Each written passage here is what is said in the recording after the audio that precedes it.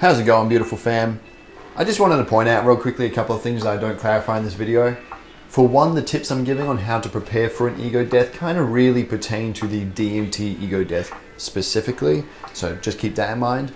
And secondly, although I don't condone the use of illegal substances, as I will explain later in this video, I did want to explain that although the ego death I'm describing does sound pretty scary and full on, it doesn't represent the place that we go to after the ego death, and it is just a temporary transition. So just keep that in mind, guys. But anyway, sit down, relax, and enjoy the video. Hey fam, thanks for tuning in. You're watching Trip Whip. Hope I didn't just do a trip spit. We're gonna start this again. So, what are we talking about today? We are talking about actually a pretty casual question that I got. Basically, at the moment, I'm wanting to engage with you guys more. Sorry about the squeaking chair. Wanting to engage with you guys more because I've been getting a lot more patron support online, and it's just really kind of motivating me to step out of my comfort zone. You know, and then that's something I like to do. It's uncomfortable, but it's something I like to do. And I do want to do a special shout out to my three boys, Wersland, Casper, Huizenga. But yes, as I was saying, it's motivating me to basically talk to you guys more. Even like usually I like to have a lot of preparation, things like that before my videos, but fuck it, let's do this. So what I'm going to be talking to you about today is how to prepare for ego death, which really is just it's the experience of losing your sense of self. That's really what it is. As simple as it is to sum up what the ego death is, it is far from a simple experience. If you go through this, your life will probably never be the same again unless you kind of brush it under the carpet or you just forget what happened. But if you integrate the ego death experience, it will absolutely change your life forever. I mean, I haven't been alive for long enough to know if it will be forever, but I can't imagine my life will ever be the same again after having an ego death experience because it really challenges your notions of reality. The way I look at it is like, I mean, there's many different ways to look at it. You often hear the metaphor is like, because virtual reality is obviously a hot topic now, it's like you finally lift off your virtual headset for the first time and you see reality as it is. And then when you come out of the ego death experience, you put the virtual reality back in, little temporary amnesia, forget who you are actually, and then you're playing a character again. That's a commonly used metaphor for the ego death experience. And I can absolutely understand why. I can 100% understand why, and I would even say in terms of the perceptual experience itself, that's a great metaphor. Whether or not it's accurate objectively, I couldn't tell you. In terms of, you know, whether or not you're actually waking up from an illusion into a genuine reality, I couldn't say for certain, but it absolutely feels that way. That much I can tell you. And you have to understand just what that means, because an ego death experience will wake you up to how much of your reality is subjective. And when you hear that, without having the ego death experience, you're like, okay, all right, I can prepare myself for that. Because I'm a pretty open-minded person. I know that I'm not sure about everything. I know that there's a lot of aspects to my reality which are actually just beliefs which can be erased or shaken. But even myself, having gone through ego death experiences, I would have to prepare like a mother effer for another ego death, because even having been there and then coming back several times, I still will be humbled. I still will be absolutely humbled to the core of my soul itself. It is that freaking powerful. It is that seriously freaking powerful. For instance, we kind of have, even your sensory perception itself is subjective in the sense that you're conditioned to have relationships with your sensory experience as you develop, as you're growing. I noticed on my very first, I would call it an ego death. It's not a traditional ego death because it was somebody spiked me with synthetic weed. I thought it was normal weed, and I had absolute amnesia. You know, there was no sense of self. There was no I had no idea of what human beings were, things like that. I had no idea what a thought was. I remember at one point I had a thought and my brain was trying to figure out what was going because my mind didn't know it existed at that point. And so it just started to crumble and destroy. I have to do a trip report on the synthetic weed trip because it was pretty hectic. But my point is, one of the things I remember that really stuck out to me that was thrown out the window was my depth perception. I had such absolute amnesia that I couldn't comprehend depth. And so I was having a sensory experience. I was seeing my body and obviously not registering it as a body. I couldn't discern the difference between my body and you know, the world around it or anything like that. But I couldn't even understand that there was any depth between us. It simultaneously felt like it was against my face, whilst also feeling like it was kilometers away from me. All of these things that we take for granted in our everyday life are actually subjective experiences. And that's what an ego death will wake you up to realize. Now, the most common ego death that people are going to be having is on DMT, and it's not like the one I was just talking about just then where you have total amnesia, because that one's not like lifting off the virtual reality headset, obviously. That's just more like just absolutely losing your sense of self, which is still related to an ego death. But look, I want to basically answer the question that was given to me, which was how, if I'm to have an ego death, like let's say somebody, and I don't advocate the use of psychedelics illegally on this channel, and genuinely because like it would be dangerous of me to do that. I'm not qualified to do anything like that. It's just obviously, I'm sure you guys can understand, I can't actually advocate the use of illegal substances on this channel. You know, let's say perhaps you're a guinea pig in some scientific research and you were about to take a whole bunch of DMT. What's the best way to prepare for the potential ego death that's going to come about? Well, first thing I'd say is treat it like you're about to die. Cool. No doubt. Good rule. There's an association with drugs that they are fun and that they are made to provide euphoria.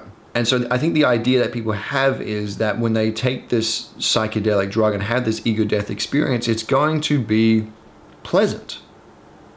And even though it's going to be crazy, that they're going to slip into, you know, they're kind of going to be guided into this crazy place. And they just need to stay centered and everything will be fine then. I say you need to throw that out the window and you kind of need to prepare for at least 30 seconds of seriously uncomfortable body sensations. And you need to remind yourself while that's happening that it's only temporary. That's the one thing I'd recommend, because if you don't realize just how intense that come up is, you might be scared to think that that's how this whole trip is going to feel, and it's not. It is just a temporary body sensation. Nevertheless, it is extremely trippy, confronting, and just altogether foreign. So it is, even knowing that it's temporary, it's still going to be a challenge. But I would say the next step to do, and probably this is a good step as well for the rest of the trip, if you ever are, you know, kind of misaligning, or if you're just getting into a kind of a negative headspace, is concentrate on the moment itself. Well, duh. I'd say just concentrate on the moment itself, because there is probably no point in a trip where you're actually going to be experiencing physical pain. You may, if you're having a bad trip, you may feel fear so intense that it feels like it's manifesting itself into physical pain, but it's actually amplified emotions. If you are able to get yourself to anchor yourself to the present moment and ask yourself, is anything actually terrible happening to me right now, or am I just afraid of what's to come? Then hopefully you can realize that there's actually nothing wrong with what's going on in any moment of the trip. That's what I would advise you as well. Because one of the things that launches us into a bad trip is this feeling of like this looming just this bad presence looming. And you think to yourself, oh no, something's going to happen. What have I done? I shouldn't have done this because something bad's going to happen. That something bad never comes. That something bad is you saying something bad's going to happen.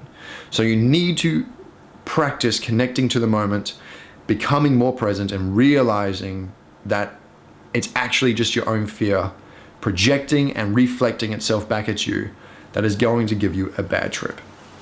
Other than that, guys, the final piece, of course, is to just let go. And you hear this all the time.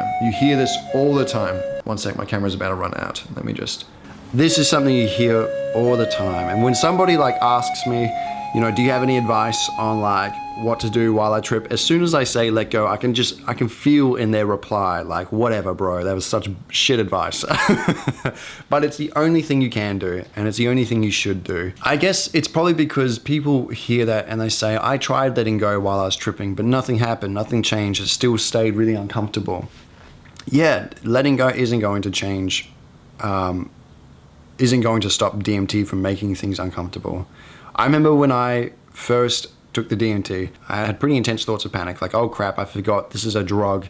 This is going to affect me at my core. This isn't a game anymore. This is no longer an experience outside there, which I'm looking at. This is actually affecting who I am right now, and it's happening fast. I'm transitioning fast, and this is fucking freaky. I remember when that was happening, and I was like, this is insane. Like, what have I done? And very quickly, I had some thoughts that came in and said, relax, you knew it was going to be like this, just listen to what we're telling you. So as I let go of my panic and started just concentrating on the information that was coming through in this trip, and you know, allow these entities that I call the machine elves to basically just come up on me and just start whispering in my ear some insane stuff. As I was doing this, I could still feel my body imploding. I could still feel like my atoms splitting at their seams. Okay, cool, no doubt. I could still feel all of this, but I'd let go of the panic. I'd surrendered and accepted that, yes, in fact, I did realize it was going to be like this. I did ask for this experience, and there's no point resisting what's going on. I need to just accept it. I need to just accept that I can't comprehend any of it, and that no part of me at any point is going to be able to comprehend what's going on. I need to let go. Honestly, if you're able to successfully just let go, you can forget all the other steps because you won't be thinking anymore. That's the idea, is that you disengage from your thoughts. And it's good to practice this while you're sober, because it absolutely makes it so much easier to do. It's as simple as, like, you can have a thought in your mind and you just let it go. About halfway through the sentence, you just stop speaking. And that's that. You let go of that thought. It's kind of like that. What's going to happen is, as you're coming up, you're going to have thoughts of panic, and you just have to keep letting go of each one of these thoughts. What if I'm here forever? What if I... Just let it go. This is way more intense than I thought it was going to be. I had no idea DMT was going to be like... Just stop it. Just say shut up. And just let it go. That's kind of what you have to do. But in the end, I can say all this, but really there is not a bunch you can do. But even if you've been there, you can't really prepare for it absolutely. You just have to be humble and recognize it's just going to be freaking insane, and know what you're getting into before you get into it. That's going to help you avoid panicking. So I think that's everything I'll say in the video anyway. It is a freaking beautiful experience if you can allow yourself to have it. If you fight it and resist it, well, at least the part of you that's resisting is going to have a terrible time, but he's probably going to be disintegrated anyway. The thing is, this thing is going to take place one way or another. And you can do it, you can have it take place whilst you're kicking or screaming, or you can walk with it and allow it to do its thing. It's up to you, man. It's 100% up to you. So I'll leave it there, guys. I hope you guys got something out of this. I'm trying to make these more casual videos. I know it's not my usual like hyper research sort of video, but it's just based on what I've experienced in the past. So I hope there's something that you can get out of it. But with that said, guys, hope you're having an awesome day. Yeah, stay positive, stay active, stay trippy, and I'll see you all soon. Peace.